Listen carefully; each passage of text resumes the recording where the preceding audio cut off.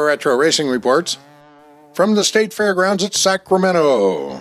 USAC 10th Annual Big Car National Championship Race as promoted and presented by J.C. Agajanian. Here on the cover, we have last year's winner, so the 1959 winner, Jim Hurtibise, taking a drink and getting his trophy. That's J.C. Agajanian in the middle, and USAC President Tom Binford holding the big-ass trophy. I wonder where that trophy is now. Kind of curious as to that. This program doesn't have much so far as car pictures go, but it is big on personalities and a lot of chatter about the Indy 500. We are also in October at this time, so this is the next to the last race for the USAC Big Cars. The final event will be held at Phoenix in the upcoming weeks. As it happens, we have complete data here for you, not only for this race, but the recap of the driver point standings for 1960, as well as the owner point standings. All those notes from Tim Kennedy. This is the championship trail, sometimes referred to Champ Cars.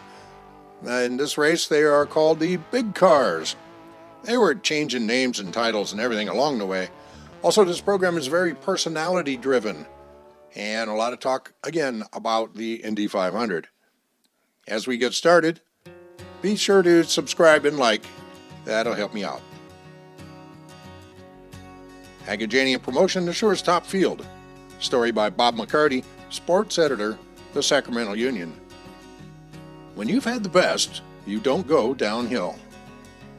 Better you take in one of J.C. Agajanian's auto shows, and for Californians, that means today's 100 miler at the State Fairgrounds.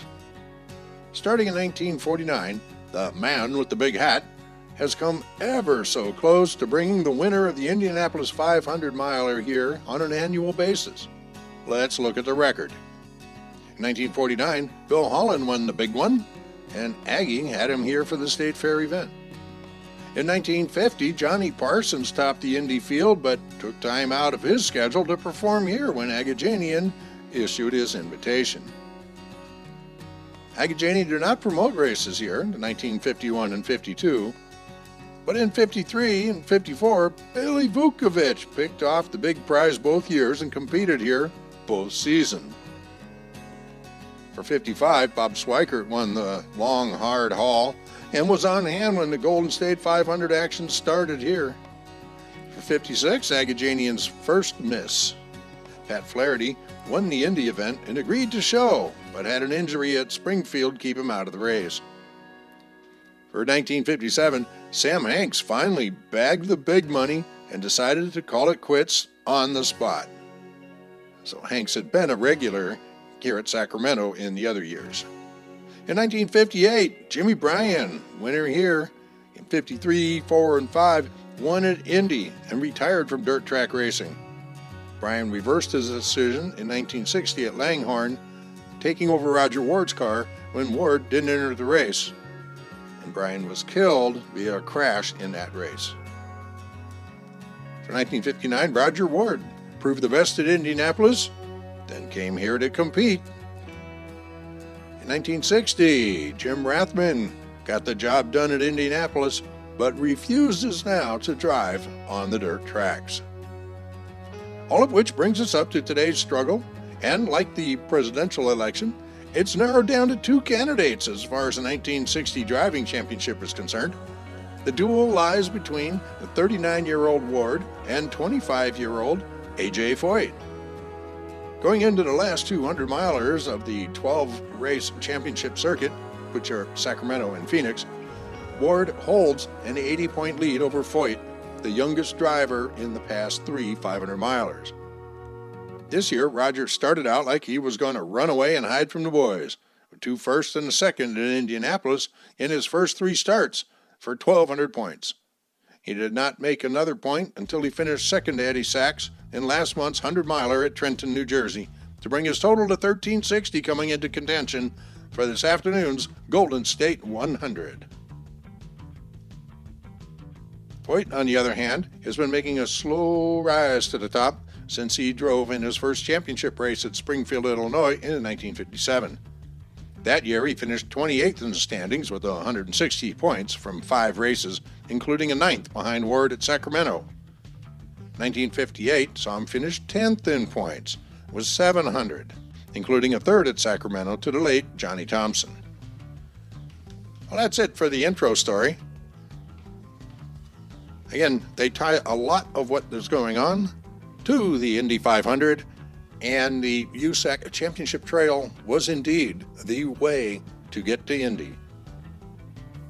Eddie Sachs, 1958 Midwest Sprint Car champion from Center Valley, Pennsylvania, talks racing with Lloyd Ruby of Houston, Texas, who finished 7th at Indianapolis this year in the new A.J. Watson-built number 98 Agajanian Special. Ruby and Rodger Ward broke into racing the same year, at the same track, and for the same owner.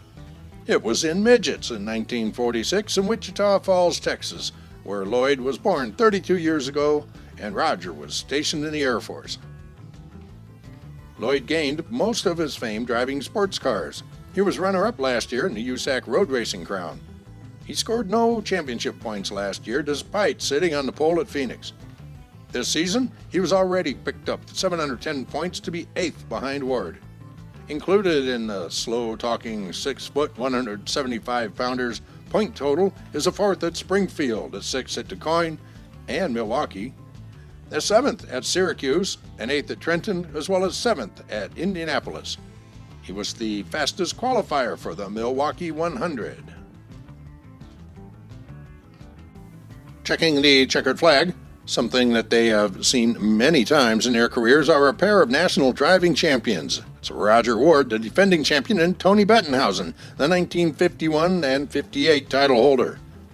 Ward, the 1959 Indianapolis winner, enters today's race in first place in the current standings. He has 1,360 points for an 80-point lead over runner-up A.J. Foyt as he seeks his 2nd straight driving crown. Despite the fact that Jim Rathman, who doesn't drive the dirt, is in 3rd place with 1,000 points and Don Branson is 4th with 960, only Rodger and A.J. can paint the big number 1 of the national driving champion on their car next year.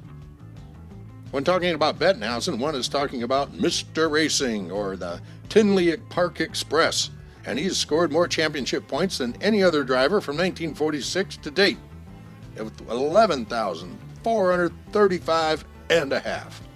How'd you get half a point? Ward is 2nd on the active driver list with 7,986.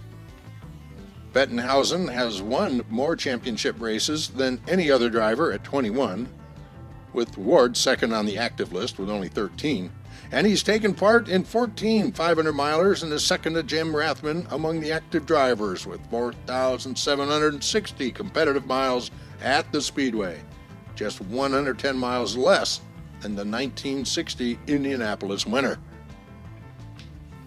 On hand today to see his 10th Golden State 100 is Larry Biseglia of Long Beach, California. Larry has seen every one of J.C. Agajanian's 100-mile championship races at Sacramento. Biseglia has been the first in line at the Indianapolis Motor Speedway for the last 12 years. He lives in his old panel truck. He drives to races all over the United States and is a familiar figure to racing fans throughout the nation. Missing from the scene of this year's race is Larry's famous dog, Wiggles. Wiggles, who is getting along in years, is enjoying a dog's life at Larry's sister's home in Chicago. Larry checked into the fairgrounds 10 days ahead of the race to see if he could help Aggie in any way in the promotion of the race. A great friend of racing is 63-year-old Larry Biseglia of Long Beach, California.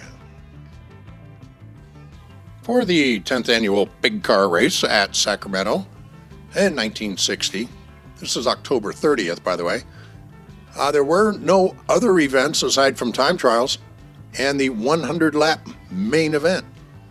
So no preliminary events or qualifying things. That's how it was on the championship trail. Fast time on the day, Don Branson, 37.68. The track record was set by Rodger Ward the previous year. Well, actually, a couple of years before, 1957. The race time was also not a track record. missed by a little bit of time there. We had a couple of yellow flags right at the beginning. Eventually, the winner was A.J. Foyt, as you can see here. Bose Sealed Fast Special. George Bignotti and Bob Bose. Parnelli Jones ran second. Bettenhausen ran fifth. Hurtibise was 14th. Early favorite Rodger Ward was involved in a first lap incident and was taken out of the event, finishing 17th officially. The handwritten compilation notes that we see here are from Tim Kennedy, where I managed to get, or who managed to hand off a number of programs and big binders full of this type of information. He was very diligent about compiling this sort of information for us. I don't think he knew we were going to use it, but here it is just the same. 1960 Championship Trail drivers, here's the point standings. A.J. Foyt wound up on top. You can see the number of races that they ran. We also have the Championship Car Owners point standings for the end of the season of 1960. Championship Trail, the big cars, the guys that ran at Indy. That was a very different time from today. Hey, be sure to like and subscribe. That would really help me out, and we'll just keep doing this. Put your comments down below.